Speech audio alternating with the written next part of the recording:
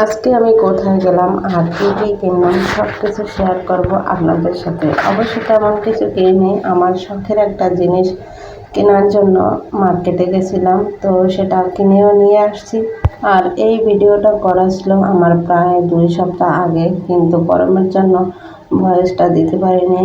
আর পেজের উপর একবারেই মন নেই, এই জন্য ভিডিও দেই না তেমন একটা। তো এর জন্য এই যে চলে গেলাম মার্কেটে। আর এই যে কাপগুলো দেখতেছেন, কাপগুলো কিন্তু খুবই সুন্দর লাগে, আমার কাছে খুবই ভালো লাগে। তো লোকটাকে আমি বললাম যে আমার সেই শখের জিনিসটা বের করে দেখাতে। তো উনি প্যাকেট খুলে খুলে একটা একটা করে দেখাচ্ছে কোনটা কেমন আর কীরকম দাম। আর আমার সাথে গেছিল আমার ভাবি, সেও কাপগুলো ধরে ধরে দেখতেছে। আসলে মার্কেটে গেলে এই সমস্ত জিনিস দেখতে খুবই ভালো লাগে কেনার থেকে। লোকটা আমাকে একটা একটা করে বের করে দেখাচ্ছে আর দাম বলতেছে। তো আমি তো কখনো এগুলো কিনিনি, এই ফার্স্ট যেহেতু, তাই আমারও মানে একটু কনফিউজ লাগতেছে আমি কোনটা কিনবো। তো আমি চাইতেছি দাম যেমনই হোক না কেন, জিনিসটা যেন আমার ভালো থাকে, অনেক দিন যেন আমি ব্যবহার করতে পারি।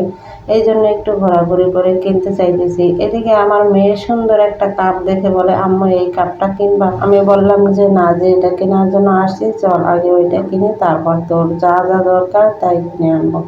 তো এই যে দেখতেই পাচ্ছেন, আমরা জিনিসটা অবশেষে কিনে নিয়ে আসছি অন্য একটা দোকান থেকে। আমার ভাবি বলতেছে মিয়াকো কোম্পানি ভালো, এইটা নেন। এই জন্য আমিও মিয়াকো কোম্পানিটা নিলাম, যেহেতু আমাদের দেশে বাইরের প্রোডাক্ট নিলাম না। আর এগুলো আমি খুলে খুলে দেখাচ্ছি, আমি আসলে এগুলি কখনো ব্যবহার করিনি, কিন্তু ইউটিউবে দেখছি যে কি কি লাগে আর যা যা লাগে সেগুলো সবগুলো নিয়ে আসছি। তো এই যে মেয়ে আমার খুলতেছে আর আমি দেখাইতেছি বাবুর জন্য একটা শ্যাম্পু আনছি। তো অনেক দিন ধরে আমার শখ ছিল এই জিনিসটা কেনার, অবশেষে কিনেই ফেললাম। আর এই যে দেখছেন বাবু ধরে ধরে দেখতেছে। আসলে ও কোনো জিনিস পাইলে, এটা শুধু ও না, সব বাচ্চারাই সামনে কোনো কিছু পেলে অনেক খুশি হয় এবং ধরে ধরে দেখে। তো সবাই সুস্থ থাকেন, ভালো থাকেন, আল্লাহ হাফেজ।